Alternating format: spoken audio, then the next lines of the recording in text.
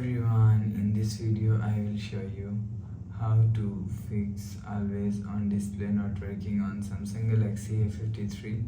Let's start the video. First of all, if you want to fix this problem, so restart devices, click and hold side power button, click on this restart icon, again tap on this restart icon. You will see your phone is restart. After restarting, enter phone pin. You will see your problem is solved. But if it not solved, if you want to fix this problem, go to app library, click on settings app. Now in setting, scroll down and click on notification.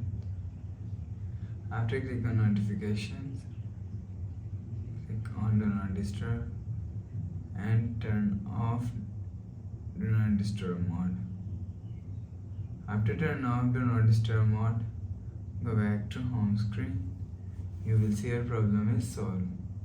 But if it is still not solved, again click on settings app, click on software update, click on download and install. You will check your software update is latest. If it not latest, update your software latest. After update software latest, go back to home screen. You will see your problem is solved. But if it doesn't fix this problem, again click on settings app, click on general management, click on reset and click on reset all settings. Reset setting, enter phone pin, click on continue. Again tap on reset. You will see your problem is solved.